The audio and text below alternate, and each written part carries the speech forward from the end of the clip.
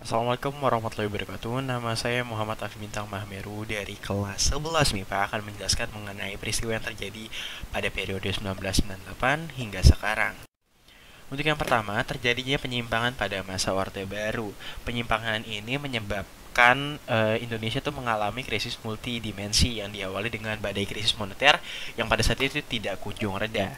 Apa sih krisis moneter itu? Pertama-tama di tahun 1998 ataupun bisa dibilang sebagai tahun terakhir dari Bapak Soeharto, Presiden kedua Indonesia yang sudah memimpin selama 32 tahun, dan tahun 98 adalah masa terakhir beliau. Tahun 98 tuh dimana banyak banget peristiwa-peristiwa sejarah, ya peristiwa bersejarah di Indonesia. Tapi bukan peristiwa yang baik, namun peristiwa yang buruk dan bisa dibilang sangat sedih. Diawali dengan yaitu krisis moneter, itu krisis yang paling wah banget, paling berefek besar pada banyak masyarakat Indonesia pada masa itu. Dan krisis moneter ini adalah krisis yang melemahkan fundamental ekonomi di Indonesia dan juga politiknya.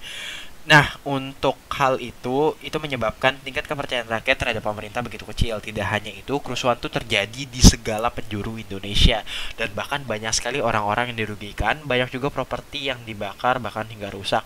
Tidak sedikit juga nyawa-nyawa yang hilang dikarenakan krisis moneter ini dan juga kerusuhan pada tahun 98. Pemerintahan Orde Baru di bawah Soeharto ini akhirnya di tahun terakhir ini didemo oleh banyak orang, terutama mahasiswa, bahkan dari pihak Amerika Serikat secara terbuka meminta Presiden Soeharto untuk mundur dari jabatannya sebagai presiden. Dari dalam negeri, gerakan massa yang dimotori oleh mahasiswa meminta Presiden Soeharto untuk turun. Pada tanggal pada hari Kamis tanggal 21 Mei 1998, akhirnya Pak Soeharto mengundurkan diri dan mengumumkannya di Istana Merdeka Jakarta, menyatakan berhenti sebagai presiden dengan menggunakan pasal 8 Undang-Undang Dasar 1945. Presiden Soeharto segera mengatur wakilnya, yaitu adalah Pak Habibie, untuk disumpah sebagai penggantinya di hadapan Mahkamah Agung. Nah, ini adalah Pak Habibie ketika disumpah untuk menjadi Presiden Indonesia menggantikan Pak Soeharto yang mundur. Nah, di saat Pak Habibie dilantik menjadi Presiden, inilah masa-masa di mana masa Orde Baru berubah menjadi masa reformasi.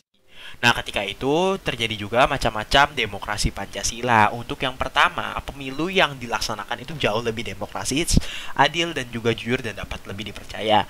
Untuk yang kedua, rotasi kekuasaan ataupun pemindah tangan kekuasaan dilaksanakan mulai dari Pemda hingga pemerintah pusat. Yang ketiga, pola rekrutmen politik untuk pengisian jabatan politik dilakukan secara terbuka. Jadi semua orang bisa untuk masuk ke dalam politik, dari hanya petani bahkan hingga orang yang sudah memiliki kerjaan tetap. Untuk yang keempat, sebagian besar hak dasar rakyat dapat terjamin di masa itu. Sekian dari saya, kurang lebihnya mohon maaf. Wassalamualaikum warahmatullahi wabarakatuh.